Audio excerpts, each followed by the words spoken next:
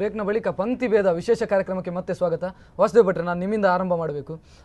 ತಾವು ಒಂದು ಆತ್ಮವಿಮರ್ಶೆ ಮಾಡ್ಕೊಳ್ಬೇಕಾದಂಥ ಅಥವಾ ಬ್ರಾಹ್ಮಣ ಸಮುದಾಯ ಏನಿದೆ ಅದು ಒಂದು ಆತ್ಮವಿಮರ್ಶೆ ಮಾಡ್ಕೊಳ್ಬೇಕಾದಂಥ ಕಾಲಘಟ್ಟದಲ್ಲಿ ಇದೆ ಅಂತ ತಮಗೆ ಅನಿಸೋದಿಲ್ವ? ಈಗ ಅದಕ್ಕೆ ಮೊದಲು ಇವರ ಒಂದು ವಿಚಾರಕ್ಕೂ ನಾನು ಉತ್ತರ ಕೊಡಬೇಕಾಗದ್ದು, ನಾವು ಕರಿಯ ಮೇರನಿಗೆ ಸುಲೇಮಾನಿಂದ ಆದ ಅನ್ಯಾಯಕ್ಕೂ ಪ್ರತಿಭಟಿಸಿದ್ದೇವೆ ಅಂತ ಹೇಳಿದರು. ಬಹಳ ಸಂತೋಷವೇ, ನ್ಯಾಯ ಕೊಡಬೇಕು. ಅದೇ ರೀತಿ ದಲಿತ ಸಮುದಾಯದಲ್ಲಿರ್ತಕ್ಕಂಥ ಹಿಂದೂ ಸಮುದಾಯದಲ್ಲಿರ್ತಕ್ಕಂಥ ಅಸಮಾನತೆ ನಿವಾರಣೆಗೆ ಬೇಜಾರು ಶ್ರೀಗಳು ಕೂಡ ಅನೇಕ ಕಾರ್ಯಕ್ರಮಗಳನ್ನು ಹಮ್ಮಿಕೊಂಡರು. ಅದನ್ನು ಒಪ್ಪಿಕೊಳ್ಳುವ ಸ್ವೀಕಾರದ ಮನಸ್ಸು ನಮಗೆ ಬೇಕು. ಕೇವಲ ಒಂದರ ವಿಚಾರವನ್ನೇ ನಾವು ಎತ್ತಿಕೊಂಡು ಅವರ ಮೇಲೆ ವಾಕ್ಪ್ರಹಾರ ಮಾಡುವಂಥದ್ದು, ಅವರನ್ನು ವಿರೋಧಿಸುವಂಥದ್ದು, ಅವಹೇಳನ ಮಾಡುವಂಥದ್ದಲ್ಲ. ದಲಿತರಿಗೆ ಹಾಸ್ಟೆಲ್ ಕಟ್ಟಿದ್ರು, ದಶಕಗಳಿಂದ ಅವರಿಗೆ ಬೇಕಾದಂಥ ಒಂದು, ಇವತ್ತು ನೋಡಿ, ಸಮಸ್ಯೆಯ ಭಾಗವಾಗಿ ಯೋಚನೆ ಮಾಡೋದು ಬೇರೆ, ಪರಿಹಾರದ ಭಾಗವಾಗಿ ಯೋಚನೆ ಮಾಡಲಿಕ್ಕೆ ಎಷ್ಟು ಜನ ಮುಂದೆ ಬಂದರು ಅನ್ನೋದು ಬೇಕಾಗ್ತದೆ. ಬೇಜಾರು ಶ್ರೀಗಳು ಕಾಯೇನ ವಾಚ ಮನಸ್ಸ ನಾವೆಲ್ಲ ತಿಳ್ಕೊಂಡಿದ್ದೇವೆ. ಹಿಂದೂ ಸಮಾಜದಲ್ಲಿರ್ತಕ್ಕಂಥ ಈ ಅಸಮಾನತೆಗಳ ನಿವಾರಣೆಗೆ ಅತ್ಯಂತ ಪ್ರಾಮಾಣಿಕವಾದಂಥ ಪ್ರಯತ್ನವನ್ನು ಪ್ರಾಂಜಲಪೂರ್ವಕವಾಗಿ ಪರಿಹಾರದ ಭಾಗವಾಗಿ ಯೋಚನೆ ಮಾಡ್ತಾ ಇದ್ದಾರೆ. ಅದನ್ನು ಒಪ್ಪಿಕೊಳ್ಳುವ ಔದಾರ್ಯವೂ ನಮಗೆ ಬೇಕಾಗ್ತದೆ. ಹಾಗಂತ ಹೇಳಿಕೊಂಡು ಇವತ್ತು ನಾಳೆ ಬೆಳಿಗ್ಗೆ ಆಗೋದ್ರೊಳಗೆ ಎಲ್ಲವೂ ಸುಧಾರಣೆ ಮುಖ ನಡೀತದೆ ಅಂತಲ್ಲ. ಸುದೀರ್ಘ ಕೆಲವು ಕಾಲಾವಕಾಶಗಳು ತೆಗೆದುಕೊಳ್ಬೋದು. ಕೆಲವು ಏನಕ್ಕೇನು ಪ್ರಕಾರನ ನಾಳೆ ಇವತ್ತು ಶಿಷ್ಟಾಚಾರವನ್ನು ಬದಲಾವಣೆ ಮಾಡ್ತೇವೆ ಅಂತ ಆಗೋದಿಲ್ಲ. ಆತ್ಮವಿಮರ್ಶೆಯ ಮಾತು ಹೇಳಿದರೆ ಅಂದ್ರೆ ನಾನು ಯಾಕೆ ಹೇಳಿದೆ ಅಂತ ಹೇಳಿದ್ರೆ ಆ ಪ್ರಶ್ನೆ ಬಂದು ನಾನು ಉತ್ತರ ಕೊಡ್ತೇನೆ. ಬಹಳ ಒಳ್ಳೆಯ ಪ್ರಶ್ನೆ. ಆತ್ಮವಿಮರ್ಶೆ ನಾವು ಮಾಡಿಕೊಂಡು ಆಗಿದ್ದೇವೆ. ಇವತ್ತು ಅದೇ ಸುಧಾರಣಾ ದಾರಿಯಲ್ಲಿಯೇ ಬ್ರಾಹ್ಮಣ ಸಮುದಾಯ ಇವತ್ತು 70% ಮುಂದೆ ಬಂದಿದ್ದೇವೆ. 70% ಬ್ರಾಹ್ಮಣ ಸಮುದಾಯ ಸುಧಾರಣೆ. ಅಂದ್ರೆ ಸುಧಾರಣೆ ಅಂತ ತಾವು ಹೇಗೆ ಹೇಳ್ತೀರಿ? ನೋಡಿ, ನಿಮ್ಮಲ್ಲಿರುವಂತ ಸ್ಥಾನಿಕ ಬ್ರಾಹ್ಮಣರಿಗೆ ಅಡ್ಡ ಪಂಕ್ತಿ, ಶಿವಳಿ ಬ್ರಾಹ್ಮಣರಿಗೆ ಇನ್ನೊಂದು ಪಂಕ್ತಿ, ಇದೇ ಅಸಮಾನತೆ ಮುಂದುವರಿಸಿಕೊಂಡು ನಿಮ್ಮ ಸಮುದಾಯದಲ್ಲೇ ಇದೆ. ಇಲ್ಲಿ ನಾನು ಅದನ್ನೇ ಹೇಳಿದ್ದು, ಇವತ್ತದಿಲ್ಲ. ಇವತ್ತು 100ಕ್ಕೆ 100% ಸ್ಥಾನಿಕರೊಂದಿಗೆ, ಹವ್ಯಕರೊಂದಿಗೆ, ಕೋಟರೊಂದಿಗೆ, ಸ್ಮಾರತರೊಂದಿಗೆ, ಶಿವಳ್ಳಿಗೊಂದಿಗೆ ನಾವು ಅಸಮಾನತೆಯನ್ನು ಬಿಟ್ಟಾಗಿದೆ. ಅದನ್ನು ಮುಂದೆ ದಾರಿ ಹೋಗಿದ್ದೇವೆ. ಹಿಂದೂ ಸಮಾಜದ ಒಟ್ಟಿಗೆ ಸಹಪಂಕ್ತಿ ಮಾಡ್ತಕ್ಕಂಥ ಉದಾರ್ಯತೆಯಡೆಗೆ ಬ್ರಾಹ್ಮಣ ಸಮಾಜ ಹೆಜ್ಜೆ ಇಟ್ಟಾಗಿದೆ. ಶಿಕ್ಷಣ ಪಡೆದಂತೆಲ್ಲ ಬ್ರಾಹ್ಮಣ ಸಮುದಾಯದಲ್ಲೂ ಕೂಡ ಬಹಳ ದೊಡ್ಡ ಸಮಾನತೆಯ ದಾರಿಯಲ್ಲಿ ನಡೆ ಆಗಿದೆ. ಅದನ್ನು ಸಮಾಜ ಒಪ್ಪಿಕೊಳ್ಬೇಕು. ನಾಳೆ ಇದರಲ್ಲಿ ಆಗಿತ್ತು. ಇವತ್ತೇನಾಗಿದೆ, ತೀರಾ ಕಟ್ಟರ್ ಸಂಪ್ರದಾಯದ ನೆಪದಲ್ಲಿ ಒಂದು 30% ಜನ ಇದ್ದಾರೆ. ಶಿಷ್ಟಾಚಾರಗಳನ್ನು ಪಾಲನೆ ಮಾಡಿಕೊಂಡು ಪಾರಂಪರಿಕವಾದದ್ದನ್ನು ನಾವು ಅದನ್ನು ಮಡಿಯಾಗಿ ಅದನ್ನು ಧಾರ್ಮಿಕವಾದಂಥ ವ್ಯವಸ್ಥೆ ಒಳಗಿಂದ ಹೊರಗೆ ಬರಲಿಕ್ಕೆ ಆಗದಂಥ ಸ್ಥಿತಿಯಲ್ಲಿ ಅದು ಅವರಿಗೆ ಸಿಕ್ಕಿರತಕ್ಕಂಥ ಸಂಸ್ಕಾರ ಹಾಕಿರ್ಬೋದೇನು. ಇವತ್ತು 30% ಜನ ಮಾತ್ರ ಅದರೊಳಗಿದ್ದಾರೆ. ಇದು ಮುಂದುವರೆದಂತೆಲ್ಲ ಇದರಲ್ಲಿ ಒಂದು ಬಹಳ ದೊಡ್ಡ ಸುಧಾರಣೆ ಖಂಡಿತ ಆಗ್ತದೆ ಅಂತ ಹೇಳ್ತಕ್ಕಂಥ ಪ್ರಾಂಜಲಪೂರ್ವಕ. ವಾಸುದೇವ್ ಭಟ್ರೆ, ಒಬ್ರು ಕಾಲರ್ ಇದ್ದಾರೆ. ಹಲೋ ಹಲೋ ಹಲೋ ನಮಸ್ತೆ. ಹಲೋ ನಮಸ್ತೆ. ಹಲೋ ಹಲೋ ನಮಸ್ತೆ. ಹಲೋ ಕರೆಕ್ಟ್ ಆಗಿದೆ. ಅದೇ ವಾಸುದೇವ್ ಭಟ್ರು, ಜಯನ್ ಮಲ್ಪೆ ಅವ್ರು ಹೇಳ್ತಾ ಇದ್ದಾರೆ, ನಾವು ಆದಷ್ಟು ಸುಧಾರಣೆಗಳನ್ನು ಕಂಡಂತಾಗಿದೆ. ಒಂದು 30% ಜನ ಇನ್ನೂ ಕೂಡ ಆ ಒಂದು ಮನಸ್ಥಿತಿಯಿಂದ ಹೊರಗೆ ಬರಲಿಲ್ಲ. ಏನಾಗಿದೆ ಅಂದರೆ, ಧಾರ್ಮಿಕವಾದಂಥ ಶಿಕ್ಷಣ ಮಾತ್ರ ಮೊದಲು ಸಿಗ್ತಿತ್ತು. ಈಗ ಹಾಗೆಲ್ಲ ಸಾಮಾಜಿಕವಾದಂಥ ಒಂದು ಪ್ರಜಾಪ್ರಭುತ್ವ ಒಂದು ವ್ಯವಸ್ಥೆ ಒಳಗೆ ಒಂದು ಶಿಕ್ಷಣ ವ್ಯವಸ್ಥೆ ಅಕಾಡೆಮಿಕ್ ಆಗಿ ರೂಪುಗೊಂಡ ನಂತರ ಆ ಧಾರ್ಮಿಕವಾಗಿ ಮಾತ್ರ ಶಿಕ್ಷಣ ಸಿಗದಂಥ ಗುರುಕುಲ ಪದ್ಧತಿಯಲ್ಲಿ ಇದ್ದಂಥ ಶಿಕ್ಷಣ ವ್ಯವಸ್ಥೆಯಲ್ಲಿ ಇವತ್ತು ಬ್ರಾಹ್ಮಣ ಸಮುದಾಯವೂ ಇಲ್ಲ. ಆದರೆ ಅದೇ ವೃತ್ತಿಯನ್ನು ಪಾಲನೆ ಮಾಡಿಕೊಡಬೇಕು ಅಂತ ಹೇಳ್ತಕ್ಕಂಥ 10-20% ಜನ ಅದರೊಳಗೆ ಪೌರೋಹಿತ್ಯವು ಗುರುಕುಲದಲ್ಲಿ ಇವತ್ತು ನಾನು ಹೇಳುದು ಭಟ್ರೆ, ನಾವು ಮಾತಾಡೋದ್ರಲ್ಲಿ ರೋಷ ಇರ್ತದೆ, ಆಕ್ರೋಶ ಇರ್ತದೆ, ಅದಕ್ಕೆ ಅದರದೇ ಆದ ಶೋಷಣೆಯ ಇತಿಹಾಸ ಇದೆ. ಇವತ್ತು ನೀವು ಮಾಡಿದ ಶೋಷಣೆ ಇದೆಯಲ್ಲ, ಅದು ಒಂದೆರಡು ದಿವಸದ್ದಲ್ಲ. ಸುಮಾರು ಶತಮಾನಗಳಿಂದ ನಮ್ಮನ್ನು ಯಾವ ರೀತಿಯಲ್ಲಿ ನಾಯಿಗಿಂತ ಕೀಳಾಗಿ ಕಾಣಿದ ನಂತರ. ಹಲೋ ಹಲೋ ನಮಸ್ತೆ. ಹಲೋ ಹಲೋ ನಮಸ್ತೆ. ನಮಸ್ತೆ. ತಮ್ಮ ಹೆಸರು ಹೇಳಿ? ಲೋಕೇಶ್ ಪಡುಬಿದ್ರಿ. ಪಡುಬಿದ್ರಿ. ಏನ್ ಹೇಳ್ತೀರಿ ಲೋಕೇಶ್ ಅವರೇ, ಈ ಪಂಕ್ತಿ ಭೇದ ವಿಚಾರದ ಬಗ್ಗೆ ಈಗ ವಿವಾದಗಳು ನಡೀತಾ ಇದೆ. ಪಂಕ್ತಿ ಭೇದ ಮಡೆಸ್ಥಾನದ ವಿಚಾರದ ಬಗ್ಗೆ ಈಗಾಗಲೇ ಹಲವಾರು ಪ್ರತಿಭಟನೆಗಳು ನಡೀತಾ ಇದೆ. ಈ ಬಗ್ಗೆ ಏನ್ ಹೇಳ್ತೀರಿ ತಾವು? ಈ ಬಗ್ಗೆ ಪಂಕ್ತಿ ಭೇದ ಇದು ಬ್ರಾಹ್ಮಣರು ಮಾಡ್ತಿರುವುದು ಅದು ಸರಿಯಲ್ಲ. ಅದನ್ನು ನಾವು ಖಂಡಿಸ್ತೇವೆ. ಯಾಕಂದ್ರೆ ಅವರು ಬ್ರಾಹ್ಮಣರು ಎನಿಸ್ಕೊಂಡು ಒಂದು ಬಡ ಜನರನ್ನ ಮತ್ತೆ ದಲಿತರನ್ನ ಎಲ್ಲರನ್ನ ಕಡೆಗಣಿಸ್ತಿದ್ದಾರೆ.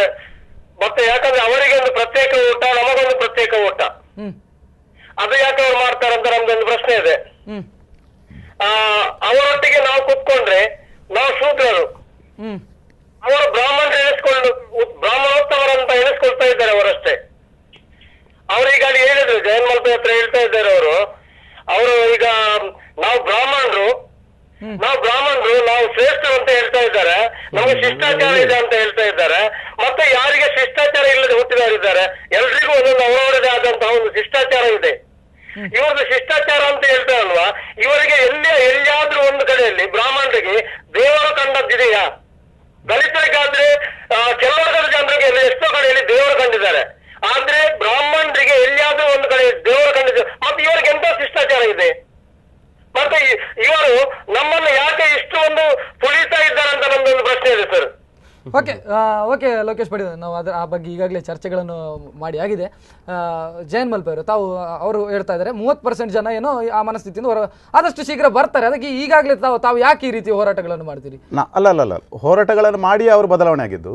ಆದರೆ ನಮ್ಮ ಪ್ರಶ್ನೆ ಇವತ್ತಿಗೂ ಕೂಡ, ಯಾಕೆಂದ್ರೆ ಡಾಕ್ಟರ್ ಬಾಬಾ ಸಾಹೇಬ್ ಅಂಬೇಡ್ಕರ್ ಮತ್ತೆ ಪೆರಿಯಾರ್ ರಾಮಸ್ವಾಮಿ, ಈ ಜ್ಯೋತಿ ಬಾಪಲೆ ಇಂಥವರು ಕೂಡ ಹೋರಾಟ ಮಾಡುವ ಮೂಲಕನೇ ಈ ಬ್ರಾಹ್ಮಣರನ್ನು ಬೈದಿಲ್ಲ, ಬ್ರಾಹ್ಮಣ್ಯದ ವ್ಯವಸ್ಥೆಯ ವಿರುದ್ಧ ಹೋರಾಟ ಮಾಡಿಯೇ ಬದಲಾವಣೆ ತರಲಿಕ್ಕೆ ಸಾಧ್ಯ ಆಗಿದೆ. ಇವತ್ತಿಗೂ ಕೂಡ ನಾನು ಹೇಳುವಂಥದ್ದು, ಯಾವುದೇ ಮಠಮಾನ್ಯದ ಸ್ವಾಮೀಜಿಗಳಿರ್ಬೋದು, ಮೊದಲು ನಿಮ್ಮನ್ನು ನೀವು ತಿದ್ಕೊಳ್ಳಿ, ನಿಮ್ಮ ಸಮಾಜವನ್ನು ತಿದ್ಕೊಳ್ಳಿ, ಮತ್ತೆ ನಮ್ಮ ಬಗ್ಗೆ ಬನ್ನಿ. ಸರಿ, ನಾನು ಅದೇ ಪ್ರಶ್ನೆಯನ್ನು ನಿಮ್ಮ ಹತ್ರ ಕೇಳೋದಾದ್ರೆ, ನಿಮ್ಮ ಸಮುದಾಯ ಅಥವಾ ದಲಿತ ಸಮುದಾಯವನ್ನು ಸುಧಾರಣೆ ಮಾಡೋದಕ್ಕೆ ದಲಿತ ಸಮಿತಿಗಳು ಅಥವಾ ದಲಿತ ಸಂಘಟನೆಗಳಿಂದ ಯಾವ ರೀತಿ ಕೆಲಸ ಆಗಿದೆ? ಇನ್ನೂ ಕೂಡ ಮೂಢನಂಬಿಕೆಗಳಾಗಿ ಉಳ್ಕೊಂಡಿಲ್ವಾ? ಖಂಡಿತ ಇದೆ. ಯಾಕೆಂದ್ರೆ ಈ ಇರ್ತಕ್ಕಂಥ ಪ್ರಾಜೆಕ್ಟ್ ಏನಿದೆ ಅದು ಬಹಳ ಆಳವಾದಂಥದ್ದು, ಇವತ್ತಿನ ಇತಿಹಾಸದಲ್ಲ, ಸಾಕಷ್ಟು ಶತಮಾನಗಳಿಂದ ಈ ತರದ ಇತಿಹಾಸ ಇದೆ. ಇದನ್ನು ಈಗಲೇ ನಮ್ಮಿಂದ ಅಂದ್ರೆ ಯಾವುದೇ ಒಂದು ಸಾಮಾಜಿಕ ವ್ಯವಸ್ಥೆಯ ಒಳಗಡೆ ನಾವು ಶಿಕ್ಷಣ ಇಲ್ಲದವರು, ಶಿಕ್ಷಣ ಪಡೆಯದವರು, ಮತ್ತೆ ಎಲ್ಲ ಮೂಲಭೂತ ವ್ಯವಸ್ಥೆಯಿಂದ ವಂಚಿತರಾದವರು. ಹಾಗಾಗಿ ನಾವು ಈಗಲೇ ಎಲ್ಲವನ್ನ ನನ್ನ ಸಮಾಜದಲ್ಲಿ ಎಲ್ಲವನ್ನ ಅನುಭವಿಸಿದವರಿಗೆ ಟೈಮ್ ಬೇಕಾಗಿಲ್ಲ. ಈಗಲೂ ಅವರು ಅನುಭವಿಸ್ತಿರುವುದು ತಮ್ಗೆ ಚೆನ್ನಾಗಿ ಗೊತ್ತಿದೆ, ಅದ್ರಲ್ಲಿ ಮಾತೇನಿಲ್ಲ, ಕತೆ ಏನಿಲ್ಲ, ಇದರಲ್ಲಿ ಚೆನ್ನಾಗಿ ಗೊತ್ತಿದೆ. ಇಡೀ ವ್ಯವಸ್ಥೆಯ ಲಾಭ ಪಡೆದವರು ಯಾರೆನ್ನೋದು ತಮ್ಗೆ ಗೊತ್ತಿದೆ, ಮತ್ತೆ ಯಾರು ಈ ವ್ಯವಸ್ಥೆಯನ್ನು ಪೋಷಿಸಿಕೊಂಡು ಬರ್ತಿದ್ದಾರೆ ಅಂತ ಗೊತ್ತಿದೆ. ಈ ದೇಶದ ರಾಜಕೀಯ ಶಕ್ತಿಯನ್ನು ನೋಡಬಹುದು, ಈ ವ್ಯವಸ್ಥೆಯ ಬಂಡವಾಳಶಾಹಿಗಳು ಯಾರ್ಯಾರಿದ್ದಾರೆ ಅಂತ ಗೊತ್ತು. ಇವತ್ತಿಗೂ ಕೂಡ ನಾವು ಯಾವ ಸ್ಥಿತಿಯಲ್ಲಿ ಇದ್ದೇವೆ ಅಂತ ಚೆನ್ನಾಗಿ. ಜಯನ್ ಮಲ್ಪೆ ಒಬ್ರು ಕಾಲರ್ ಇದ್ದಾರೆ. ಹಲೋ ಹಲೋ ಹಲೋ ಹಲೋ ನಮಸ್ತೆ. ನಮಸ್ತೆ, ನಾನು ಉಡುಪಿಯಿಂದ ಮಾತಾಡ್ತಿದ್ದೀನಿ. ಹೇಳಿ, ತಮ್ಮ ಹೆಸರು ಹೇಳಿ. ಹೆಸರು ಬೇಡ, ಹೇಳಿ. ನಾನೊಂದು ಮಾತನ್ನ ಹೇಳಕ್ ಇಷ್ಟಪಡ್ತೀನಿ. ಹೇಳಿ. ಸಂಘ ಪರಿವಾರದವರು ಇಷ್ಟೊಂದು ಸಂಕುಚಿತವಾಗಿ ಯಾಕೆ ಯೋಚನೆ ಮಾಡ್ತಾರಂತ ನಂಗೆ ಅರ್ಥ ಆಗಲ್ಲ. ಧರ್ಮ ಸಂಸ್ಕೃತಿ ಅಂದ್ರೆ ಹಣೆಗೆ ಬೊಟ್ಟು ಹಾಕೊಂಡು, ಕುತ್ತಿಗೆ ಒಂದು ಮಾಲೆ ಹಾಕೊಂಡು ಪ್ರಚೋದನಾತ್ಮಕವಾದ ಉದ್ರೇಕಕಾರಿ ಭಾಷಣ ಮಾಡೋದಲ್ಲ. ಇವರು ಪ್ರಚಾರಕ್ಕಾಗಿ, ಕೇವಲ ಪ್ರಚಾರಕ್ಕಾಗಿ ಹೀಗೆಲ್ಲ ಅನಕ್ಷರಸ್ಥ ತರ ಮಾತಾಡ್ತಿದ್ದಾರೆ. ಯಾಕೆ ಈ ರೀತಿ ಗಲಭೆ ಎಬ್ಬಿಸ್ತಾರಂತ ನಂಗೆ ಅರ್ಥ ಆಗಲ್ಲ. ಇಂಥವ್ರು ಇರೋದ್ರಿಂದ ನಮ್ ದೇಶಕ್ಕೆ ಯಾವತ್ತು ಸ್ವಾತಂತ್ರ್ಯ ಬರೋದಿಲ್ಲ, ಈ ದೇಶದ ಜನರು ಯಾವತ್ತು ನೆಮ್ಮದಿಯಿಂದ. ಅಂದ್ರೆ ಈಗ ನನಗೆ ಇಲ್ಲಿ ತಮ್ಮ ಅಭಿಪ್ರಾಯ ಬೇಕಾಗಿರುವಂತದ್ದು, ಇವರ ನಿರ್ಮೂಲನೆ ಮಾಡ್ಬೇಕಾಗಿದೆ. ಅಂದ್ರೆ ನನಗೆ ಇಲ್ಲಿ ತಮ್ಮ ಅಭಿಪ್ರಾಯ ಬೇಕಾಗಿರುವಂತದ್ದು ಬೇಕಂತ ಅನಿಸ್ತದೆ. ದಯವಿಟ್ಟು ಅಜ್ಞಾನಿಗಳ ತರ ಮಾತಾಡ್ತಾರಲ್ಲ, ದಯವಿಟ್ಟು ನನ್ನ ಮಾತನ್ನು ಕೇಳಿಸ್ಕೊಳ್ಳಿ. ನನಗೆ ಇಲ್ಲಿ ತಮ್ಮ ಅಭಿಪ್ರಾಯ ಬೇಕಾಗಿರುವಂತದ್ದು ಪಂಕ್ತಿ ಭೇದದ ಬಗ್ಗೆ. ಸರಿ, ಜಯನ್ ಮಲ್ಪೆ ಅವರೇ, ತಾವು ಏನು ಹೇಳ್ತಾ ಇದ್ರಿ? ಅಂದ್ರೆ ಅವರು ಕೂಡ ಹೇಳ್ತಾರೆ ನಾವು ಸುಧಾರಣೆ ಆಗ್ತೇವೆ, ನೀವು ಸುಧಾರಣೆ ಆಗ್ಲಿಕ್ಕೆ ಟೈಮ್ ಇದೆ ಅಂತ. ನಮ್ಮ ಸುಧಾರಣೆಗೂ ಅವರ ಸುಧಾರಣೆಗೂ ಸಾಕಷ್ಟು ಇದಿದೆ. ನೀವು ಬಟ್ರೆ ಸುಮ್ಮನೆ ರೀ, ನಾನು ಆವಾಗದಿಂದ ನಾವು ಒಳ್ಳೆ ರೀತಿಯಲ್ಲೇ ಇದು ಮಾಡ್ತಿದ್ದೇವೆ, ನಾವು ನಿಮ್ಮ ಮಾತಿಗೆ ಅಡ್ಡ ಬರೋದಿಲ್ಲ, ಮತ್ತೆ ಯಾವ ಅಸಂಬದ್ಧ ಮಾತಾಡೋದಿಲ್ಲ. ನಾನು ಕೇಳುವಂಥದ್ದು ಏನಂದ್ರೆ, ನಾವು ಅನುಭವಿಸಿದಂಥ ನೋವಿದೆ ಅಲ್ಲ, ಅದು ಈ ಕಾಲದಲ್ಲ, ಅದು ಶತಮಾನಗಳಿಂದ ಇದೆ. ಅದು ಅನುಭವಿಸಿದವರು ಈ ವ್ಯವಸ್ಥೆಯ ಜೊತೆಗೆ, ಅಂದರೆ ಬ್ರಾಹ್ಮಣ್ಯದ ವ್ಯವಸ್ಥೆಯ ಜೊತೆಗೆ ನಮ್ಮನ್ನು ನಾಯಿಯಾಗಿ ಕಾಂಡದವರು ಈ ಬ್ರಾಹ್ಮಣರಿಂದಾಗಿ, ಮತ್ತೆ ಇವತ್ತಿಗೂ ಕೂಡ ಚತುರ್ವರ್ಣ ವ್ಯವಸ್ಥೆಯನ್ನು ಪಾಲಿಸುವುದರಿಂದಲೇ ಇಲ್ಲಿ ಈ ಥರದ ಜಾತಿ ವ್ಯವಸ್ಥೆ ಇದೆ. ಮತ್ತೆ ಇಲ್ಲಿ ಎಲ್ಲಿಂದ ಹೋಗಬೇಕದು? ಈ ಜಾತಿ ವ್ಯವಸ್ಥೆಗೆ ಹೋಗಬೇಕಂದ್ರೆ ಈ ಧರ್ಮ ನಾಶ ಆಗಬೇಕು. ಒಂದು ಸತ್ಯ ಮಾತದು, ನೀವು ಯಾವತ್ತೂ ನೆನ್ಪಿಟ್ಕೊಳ್ಳಿ. ಹಿಂದೂ ಧರ್ಮ ಸುಧಾರಣೆ ಆಗಬೇಕಾದ್ರೆ ಯಾವ ಧರ್ಮ ಖಂಡಿತ ಸಾಧ್ಯ ಇಲ್ಲ. ಈ ಹಿಂದೂ ಜಾತಿ ಪದ್ಧತಿ ಇದೆಯಲ್ಲ, ಆ ಜಾತಿ ಪದ್ಧತಿಯೇ ಹಿಂದೂ ಧರ್ಮದ ಬಂಡವಾಳ. ಹಾಗಿರುವಾಗ ಹಿಂದೂ ಧರ್ಮದ ಬದಲಾವಣೆ ಅನ್ನೋದಾದ್ರೆ ಅದು ಜಾತಿ ಪದ್ಧತಿ ನಾಶ ಆಗ್ಬೇಕನ್ನೋದಾದ್ರೆ ಅದು ಧರ್ಮ ನಾಶ ಆಗ್ಬೇಕಾಗ್ತದೆ. ಸರಿ, ಜಯನ್ ಮಲ್ಪೆ ಒಬ್ರು ಕಾಲರ್ ಇದ್ದಾರೆ. ಹಲೋ ಹಲೋ ಹಲೋ ಹಲೋ ನಮಸ್ತೆ. ನಮಸ್ತೆ, ಇದು ಪುತ್ತೂರಿಂದ ಮಾತಾಡೋದು. ಹೇಳಿ, ತಮ್ಮ ಹೆಸರು ಹೇಳಿ. ಹಮೀದ್ ಅಂತ ಹೇಳಿ. ಹೇಳಿ ಹಮೀದ್. ನೀವೊಂದು ಪ್ರಶ್ನೆ ಕೇಳಿದ್ದೀರಿ ವಾಸುದೇವ ಭಟ್ರಲ್ಲಿ. ಹೌದು. ಇದು ನೀವೊಂದು ಪ್ರಶ್ನೆ ಕೇಳಿದಿರಿ ವಾಸುದೇವ ಭಟ್ರಲ್ಲಿ, ಮುಸ್ಲಿಮ್ಸ್ ಸಮಾಜದಲ್ಲಿ ಅಥವಾ ಕ್ರಿಶ್ಚಿಯನ್ ಸಮಾಜದಲ್ಲಿ ಪಂಕ್ತಿ ಭೇದ ಇದೆಯಾ ಅಂತ ಹೇಳಿ. ಪಂಕ್ತಿ ಭೇದ ಅಲ್ಲ, ಇರುವಂತ ಮೌಢ್ಯಗಳ ಬಗ್ಗೆ ಯಾಕೆ ಮಾತಾಡೋದಿಲ್ಲ ಅಂತ ಕೇಳಿದೆ ನಾನು. ಹೌದು, ಮೌಢ್ಯತೆ ಮುಸ್ಲಿಮ್ಸ್ ಧರ್ಮದಲ್ಲಿ ಮೌಢ್ಯತೆ ಇಲ್ಲ ಇವರೇ. ಅಂದ್ರೆ ಮುಸ್ಲಿಂ ಅಂತ ಹೇಳಿದ್ರೆ ಒಂದು ಊಟ ಮಾಡುವಂತ ತಟ್ಟೆಯಲ್ಲಿ ಪ್ರವಾದಿ ಮೊಹಮ್ಮದ್ ಪೈಗಂಬರ್ ಅವರು. ಹಮೀದ್ರೆ, ತಾವು ಈ ಮೌಢ್ಯ ಅನ್ನೋ ಶಬ್ದವನ್ನು ಸಂಕುಚಿತವಾಗಿ ಅರ್ಥ ಮಾಡ್ಕೊಂಡ್ರಿ ಅಂತ ನಾನು ಭಾವಿಸ್ತೇನೆ. ಅಂದ್ರೆ ಮೌಢ್ಯ ಅಂತ ನಾನು ಯಾಕೆ ಪದ ಬಳಸಿದೆ ಅಂತ ಹೇಳಿ, ಕೇವಲ ಊಟ ಮಾಡೋದು ಪಂಕ್ತಿ ಭೇದ ಇಷ್ಟೇ ಮೌಢ್ಯ ಅಲ್ಲ, ಇನ್ನಷ್ಟು ಆಚರಣೆಗಳು ಮೌಢ್ಯದ ತಳಹದಿಯಲ್ಲಿ ಬರ್ತವೆ ಅನ್ನುವಂಥ ಅರ್ಥದಲ್ಲಿ ನಾನು ಈ ಪ್ರಶ್ನೆಯನ್ನು ಕೇಳಿರುವಂಥದ್ದು. ಅಲ್ಲ, ಈಗ ಇರುವಂತ ಪ್ರಶ್ನೆಯಲ್ಲಿ ಮೇಲೆ ಟಿವಿಯಲ್ಲಿ ಬರ್ತಾ ಇರುತ್ತೆ ಮೌಢ್ಯ, ಇದು ಪಂಕ್ತಿ ಭೇದ ಅಂತ ಹೇಳಿ ಅಲ್ವಾ? ಅದರ ಬಗ್ಗೆ ನಮ್ಮ ಮುಸ್ಲಿಮ್ಸ್ ಇಸ್ಲಾಂನಲ್ಲಿ ಪಂಕ್ತಿ ಭೇದ ಅಂತ ಹೇಳುವಂತದ್ದಿಲ್ಲ. ಪ್ರವಾದಿ ಮೊಹಮ್ಮದ್ ಪೈಗಂಬರ್ ಅವರು ಏನು ಹೇಳಿದ್ದಾರೆ ಅಂತ ಹೇಳಿದ್ರೆ, ಒಂದೇ ತಟ್ಟೆಯಲ್ಲಿ ಎಲ್ಲರೂ ಸೇರಿ ಊಟ ಮಾಡಿ ಅಂತ. ಅದು ಯಾವುದೇ ಎಲ್ಲಾ ರೋಗಕ್ಕೂ ಅದು ಉಪಶಮನ ಅಂತ ಹೇಳಿದ್ದಾರೆ. ಅದೇ ರೀತಿ ಈಗ ಸೌದಿ ಅರೇಬಿಯಾ, ಈಗ ಮುಸ್ಲಿಮ್ಸ್ ಕಂಟ್ರಿ ಹೋದ್ರೆ ಅಲ್ಲಿ ಅರಬಿಗಳು ಅವರ ಬಡವರ ಜೊತೆ ಕೂಡ ಒಂದೇ ತಟ್ಟೆಯಲ್ಲಿ ಊಟ ಮಾಡ್ತಾ ಇದ್ದಾರೆ. ಅದು ಪ್ರವಾದಿಯವರು ಕಲ್ಪಿಸಿದ್ದು. ಏನು ಅಂತ ಹೇಳಿದ್ರೆ, ನೀವು ಒಂದೇ ತಟ್ಟೆಯಲ್ಲಿ ಎಲ್ಲರೂ ಸೇರಿ ಊಟ ಮಾಡಿ, ಅದು ಎಲ್ಲಾ ರೋಗಕ್ಕೂ ಉಪಶಮನ ಅಂತ ಹೇಳಿ. ಅಂದ್ರೆ ಒಟ್ಟಿನಲ್ಲಿ ಹಮೀದ್ ಅವರೇ ಹೇಳಿ, ಈ ವಿಚಾರದ ಬಗ್ಗೆ ಏನ್ ಹೇಳ್ತೀರಿ? ಪಂಕ್ತಿ ಭೇದದ ಬಗ್ಗೆ ತಾವೊಬ್ರು ಅನ್ಯ ಧರ್ಮೀಯರಾಗಿ ಹಿಂದೂ ಧರ್ಮವನ್ನು ಹೊರಗೆ ನಿಂತು ನೋಡುವಂತವ್ರು, ತಾವೇನ್ ಹೇಳ್ತೀರಿ? ಪಂಕ್ತಿ ಭೇದ ಸರಿಯಲ್ಲ, ಅದು ಖಂಡಿತ ತಪ್ಪದು. ಓಕೆ ಓಕೆ ಹಮೀದ್, ಧನ್ಯವಾದಗಳು. ವಾಸುದೇವ್ ಭಟ್ರೆ, ನಾನು ನಿಮ್ಮ ಹತ್ರ ಕೇಳಬೇಕು. ಈಗ ತಾವು ಆಗಲೇ ಹೇಳಿದ್ರಿ, ಬ್ರಾಹ್ಮಣ ಸಮುದಾಯ ಆಚಾರ ವಿಚಾರ ಅಥವಾ ಶಿಷ್ಟಾಚಾರವನ್ನು ಪಾಲಿಸಿಕೊಂಡು ಬಂದಂಥ ಸಮುದಾಯ. ನಮ್ಮ ವಿಶ್ವಾಮಿತ್ರರು ಬ್ರಾಹ್ಮಣರಲ್ಲ, ವಾಲ್ಮೀಕಿ ಬ್ರಾಹ್ಮಣರಲ್ಲ, ಯಾಕೆ ಕೃಷ್ಣನೇ ಬ್ರಾಹ್ಮಣರಲ್ಲ, ಅವರ ದೈವತ್ವಕ್ಕೆ ಏರಿದ್ದಾರೆ. ಅಲ್ಲಿ ನೋಡಿ, ಅವರು ಜ್ಞಾನದಿಂದ ದೊಡ್ಡವರಾದವರು. ನಾವು ಇವತ್ತಿಗೂ ಬ್ರಾಹ್ಮಣರು ಅಂತ ಹೇಳ್ಕೊಳ್ಳಿಲ್ಲ. ವಿಶ್ವಾಮಿತ್ರ ಬ್ರಾಹ್ಮಣ ಅಲ್ಲ, ವೇದವ್ಯಾಸ ಬ್ರಾಹ್ಮಣ ಅಲ್ಲ, ವಾಲ್ಮೀಕಿ ಬ್ರಾಹ್ಮಣ ಅಲ್ಲ, ಕೃಷ್ಣ ಬ್ರಾಹ್ಮಣ ಅಲ್ಲ, ರಾಮ ಬ್ರಾಹ್ಮಣ ಅಲ್ಲ. ನಾವು ಯಾವತ್ತೂ ಬ್ರಾಹ್ಮಣರು ಅಂತ ಹೇಳಿಲ್ಲ. ಬ್ರಹ್ಮಜ್ಞಾನವನ್ನು ಜ್ಞಾನದಿಂದ ತಪಸ್ಸಿನಿಂದ ಅವರು ಪಡ್ಕೊಂಡು ಬಂದವರು. ಅವರೆಲ್ಲ ಕೊಟ್ಟಂಥ ಪಾಲನೆಗಳ ಅನುಸಾರವಾಗಿ ನಡ್ಕೊಂಡು ಬಂದಿರುವಂಥದ್ದು, ಗೊತ್ತಾಯ್ತಾ? ಅದರಿಂದ ನಾವು ಯಾರನ್ನು ಕೃಷ್ಣ ನಮ್ಮ ಬ್ರಾಹ್ಮಣ ಅಂತ ಹೇಳ್ಕೊಂಡು ನಾವು ಹೇಳಿದವರು. ಕೃಷ್ಣ ಹುಟ್ಟಿದಂತ ಸಮುದಾಯ ಗೋಲ್ಲ ಸಮುದಾಯ, ಅವರು ಬಂದ್ರು ಕೂಡ ಬ್ರಹ್ಮಜ್ಞಾನವೇ. ಕೃಷ್ಣ ಕೂಡ ಬ್ರಹ್ಮಜ್ಞಾನ, ಅದೇ ಸಮುದಾಯಕ್ಕೆ ಸೇರಿದಂತವ್ರು ಬಂದ್ರು ಕೂಡ ಇಲ್ಲಿ ಸಹಪಂಕ್ತಿ ಭೋಜನ ಅಲ್ಲಲ್ಲ. ಇವತ್ತು ಬಂದಿರುವಂತದ್ದು ಆ ಶಿಷ್ಟಾಚಾರಕ್ಕೆ ಸಂಬಂಧಪಟ್ಟಂತದ್ದು ಮಾತ್ರ. ವೈದಿಕ ಪರಂಪರೆಯ ಒಳಗೆ ಶಿಷ್ಟಾಚಾರ. ನಾಳೆ ಜಯನ್ ಮಲ್ಪೆ ಅವರಿಗೆ ಒಂದು ಜ್ಞಾನೋದಯ ಆಗಿ, ಜಯನ್ ಮಲ್ಪೆ ಅವರು ಒಂದು ಆಧ್ಯಾತ್ಮಿಕ ವ್ಯಕ್ತಿ ಆದ್ರೆ ತಾವು ಅಲ್ಲಿ ಊಟ ನಾವೇ ತೀರ್ಮಾನ ಮಾಡುವ. ಧರ್ಮ ಸೂಕ್ಷ್ಮಗಳನ್ನ ನಾನು ತೀರ್ಮಾನ ಮಾಡುವನಲ್ಲ. ಅಲ್ಲಿನ ವಿಧಿ ನಿಷೇಧಗಳಿಗೆ ನಾನೊಬ್ಬ ಭಕ್ತ ಮಾತ್ರ. ಅದನ್ನ ಅಲ್ಲಿರ್ತಕ್ಕಂಥ ಶಿಷ್ಟಾಚಾರಗಳಿಗೆ ಬಾಧ್ಯರಾಗಿರ್ತಂಥವ್ರು ಮಾತ್ರ ಮಾತಾಡ್ಬೇಕು, ನಾನಲ್ಲ. ಒಬ್ಬ ಹಿಂದೂ ಸಮಾಜದ ವ್ಯಕ್ತಿಯಾಗಿ ಸಮಾಜದ ಒಳಗಿನ ಶಿಷ್ಟಾಚಾರಗಳ ಬಗ್ಗೆ ಪ್ರಶ್ನೆ ಬಂದಾಗ ನಾನು ಉತ್ತರ ಕೊಡಬಲ್ಲೆ. ವಿಧಿ ನಿಷೇಧಗಳ ಬಗ್ಗೆ ಮಾತಾಡುವ ಹಕ್ಕು ನಮಗಿಲ್ಲ, ಲೌಕಿಕರಿಗೆ, ನನಗಂತೂ ಇಲ್ಲ. ನಾನು ಅಷ್ಟು ದೊಡ್ಡವನಲ್ಲ. ಜಯನ್ ಮಲ್ಪೆ ಅವರು ಏನ್ ಹೇಳ್ತೀರಿ ಈ ಬಗ್ಗೆ?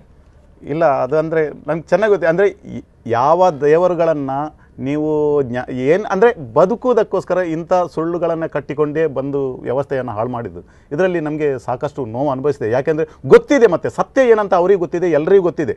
ಈ ದೇವರುಗಳ ಸೃಷ್ಟಿ ಮಾಡಿದವರು ಯಾರು, ಈ ದೇವರುಗಳಿಂದಲೇ ನಮ್ಮ ಯಾವ ಸಮಾಜವನ್ನು ತುಳಿತಕ್ಕೆ ಪಟ್ಟಿದ್ದಾರೆ, ಮತ್ತು ಇಲ್ಲಿನ ನಂಬಿಕೆಗಳನ್ನು ಹೇಗೆ ಹಾಳು ಮಾಡಿದ್ದಾರೆ, ಈ ತುಳುನಾಡಿನ ಪದ್ಧತಿಯನ್ನು ಹೇಗೆ ವೈದೀಕರಣ ಮಾಡಿದ್ದಾರೆ ಅನ್ನೋದನ್ನು ನೀವು ಇವತ್ತಿಗೂ ಗಮನ ಹರಿಸ್ಬೋದು. ನೀವು ತುಂಬ ಹಿಂದೆ ಹೋಗಬೇಕಾಗಿಲ್ಲ. ಈ ತುಳುನಾಡಿನ ದೇವಸ್ಥಾನಗಳಲ್ಲಿ ಹೇಗೆ ಕೇಸರಿಮಯ ಆಯ್ತಂತ ಒಂದು ನಿಮಿಷ ಸರ್ ಭಟ್ರೆ, ನಾವು ಮಾತಾಡು ಆವಾಗದಿಂದ ನೀವು ದಾರಿ ತಪ್ಪಲೇ ಇಲ್ಲ.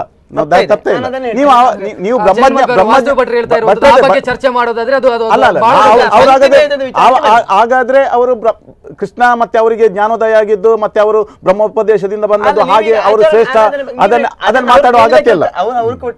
ಅಲ್ಲ, ಅದಕ್ಕೆ ಕೇಳಿದಕ್ಕೆ ನಾನು ಒಬ್ರು ಕಾಲರ್ ಇದ್ದಾರೆ. ಹಲೋ ಹಲೋ ಹಲೋ ಹಲೋ, ನಮಸ್ತೆ. ನಮಸ್ತೆ, ತಮ್ಮ ಹೆಸರು ಹೇಳಿ? ಪ್ರಶ್ನೆ ತಾರನಾಥ್ ಅಂತ ಹೇಳಿ, ಮುಲ್ಕಿಯಿಂದ. ಹೇಳಿ ತಾರನಾಥ್. ಪ್ರಶ್ನೆ ಹೇಳಿ.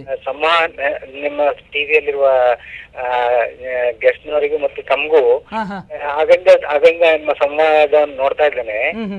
ಇದರಲ್ಲಿ ಒಬ್ಬರ ಅಭಿಪ್ರಾಯವನ್ನು ನಿರ್ದಿಷ್ಟವಾಗಿ ಇನ್ನೊಬ್ಬರ ಮೇಲೆ ಹೇರುವಂತಹ ಒಂದು ಚರ್ಚೆ ನಡೀತಾ ಇದೆ ಅಂತ ನನ್ನ ಭಾವನೆ. ಯಾಕಂತ ಹೇಳಿದ್ರೆ, ವಾಸುದೇವ್ ಭಟ್ರು ಅಥವಾ ಇನ್ಯಾರೋ ಪ್ರಶ್ನೆ ಈಶ್ವರಕ್ಕೆ ಒಂದ್ 2-3 ಜನ ಪ್ರಶ್ನೆ ಕೇಳಿದ್ರು.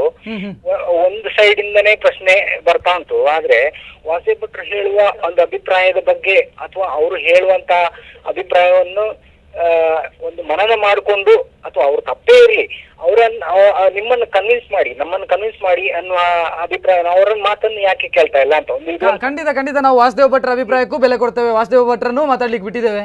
ಅವರು ಏನ್ ಹೇಳ್ತಾ ಇದ್ದಾರೆ ಅದರ ಬಗ್ಗೆ ವಿಮರ್ಶೆ ಅಥವಾ ಚರ್ಚೆ. ಮತ್ತೆ ಜಯನ್ ಮಲ್ಪೆ ಅವರು ಹೇಳುವಂತದ್ದು, ಅವರು ಬಹಳ ಸಿಟ್ಟಿನಿಂದ ಹೇಳ್ತಾ ಇದ್ದಾರೆ. ಅವರು ಕೊನೆಗೆ ಹೇಳಿದ್ರು, ಕೂಲಾದ್ರು. ಆದ್ರೆ ಅವರ ಅಭಿಪ್ರಾಯ ಬಗ್ಗೆನೂ ಅವರ ಚರ್ಚೆ ಸಾಧಾರಣ ಒಂದು ಸಂವಿಧಾನ ಇದ ರೀತಿಯಲ್ಲಿ ಆಗ್ಲಿ ಅಂತ ನನ್ನ ಒಂದು ಆಶಯ. ಓಕೆ ತರಣ, ಧನ್ಯವಾದಗಳು. ವಾಸುದೇವ್ ಭಟ್ರೆ, ತಾವ ಜಯನ್ ಮಲ್ಪೆ ಅವ್ರ ಹತ್ರ ಕೇಳಬೇಕು. ವಾಸುದೇವ್ ಭಟ್ರ ಆಗ ಒಂದು ವಿಚಾರವನ್ನು ಪ್ರಸ್ತಾಪ ಮಾಡಿದರು. ಜಯನ್ಮಲ ದಲಿತ ಸಮುದಾಯ ಅಥವಾ ಸಮುದಾಯ ಏನು ಮಾಡ್ತದೆ ಅಂತ ಹೇಳಿದರೆ, ನಮಗೆ ಊಟದಲ್ಲೂ ಸಮಾನತೆ ಬೇಕು, ಎಲ್ಲದಲ್ಲಿ ಸಮಾನತೆ ಬೇಕು ಅನ್ನುವಂಥ ಬೇಡಿಕೆಯನ್ನು ಇಡ್ತಾ ಇದ್ದೀರಿ. ಮತ್ತು ಮೀಸಲಾತಿ ಯಾಕೆ ಕೇಳ್ತೀರಿ? ಮೀಸಲಾತಿಯಲ್ಲಿ ಅದರಲ್ಲೂ ಸಮಾನತೆ ಬೇಕು ಅಂತ ಹೇಳ್ಬೋದಲ್ಲ ನಮಗೆ? ಎಲ್ಲಿ ಯಾವುದರಲ್ಲಿ ಮೀಸಲಾತಿ? ಅಂದರೆ ಸರ್ಕಾರಿ ಸವಲತ್ತುಗಳಲ್ಲಿ ಮೀಸಲಾತಿ ಆಗಿರ್ಬೋದು, ಜಾಬಲ್ಲಿ ಮೀಸಲಾತಿ ಆಗಿರ್ಬೋದು. ಯಾರು ಕೇಳುವಂಥದ್ದು? ದಲಿತ ಸಮುದಾಯಕ್ಕೆ ಮೀಸಲಾತಿ ಬೇಕು ಅಲ್ಲ. ಈಗ ಮೀಸಲಾತಿಯನ್ನು ಯಾಕೆ ಕೊಟ್ರಂತ ಮೊದಲು ಅರ್ಥ ಮಾಡ್ಕೊಳ್ಳಿ. ನಾವು ಮೀಸಲಾತಿಯನ್ನು ಯಾವತ್ತೂ ಕೇಳಿಲ್ಲ. ಒಂದು ಮಾತನ್ನು ನೆನಪಿಟ್ಕೊಳ್ಳಿ, ಈ ದೇಶದ ಬಹುತೇಕ ಜನರಿಗೆ, ಎಲ್ರಿಗೂ, ತುಂಬ ಜನರಿಗೆ, ಇವನ್ ದಲಿತರಿಗೂ ಕೂಡ ಡಾಕ್ಟರ್ ಬಾಬಾ ಸಾಹೇಬ್ ಅಂಬೇಡ್ಕರ್ ಅವರು ಯಾವತ್ತೂ ಈ ದೇಶದಲ್ಲಿ ನಮಗೆ ಮೀಸಲಾತಿಯನ್ನು ಕೇಳಿದ್ದಿಲ್ಲ. ನಾವು ಕೇಳಿದ್ದು ಪ್ರತ್ಯೇಕ ಚುನಾವಣಾ ಪದ್ಧತಿಯನ್ನು. 2 ಓಟಿನ ಅಂಬೇಡ್ಕರ್ ಕೇಳಿದ್ದು ಓಟ್ ಕೊಡಬೇಕಂತ. ಪೂನಾ ಫ್ಯಾಕ್ಟನ್ನು ನೀವು ಸರಿಯಾಗಿ ಅರ್ಥ ಮಾಡಿಕೊಂಡ್ರೆ ಇದರಲ್ಲಿ ಚೆನ್ನಾಗಿ ಅರ್ಥ ಇದೆ. ಪ್ರತ್ಯೇಕ ಮತದಾನ, ಒಂದು ದಲಿತರನ್ನು ಆಯ್ಕೆ ಮಾಡುವಾಗ ದಲಿತರಿಗೆ ಮತ ಹಾಕಲಿಕ್ಕೆ ಅವಕಾಶ ಕೊಡಬೇಕು, ಬೇರೆ ಯಾರಿಗೂ ಅವಕಾಶ ಕೊಡಬಾರ್ದು. ಇನ್ನೊಂದು, ಎಲ್ಲರನ್ನ ಸಾಮಾನ್ಯ ಕ್ಷೇತ್ರದಲ್ಲಿ ಬಂದಾಗ ಎಲ್ಲರಿಗೂ ಅವಕಾಶ ಎಲ್ಲರೂ ಓಟ್ ಹಾಕ್ಲಿಕ್ಕೂ ಅವಕಾಶ ಕೊಡಬೇಕಂತ.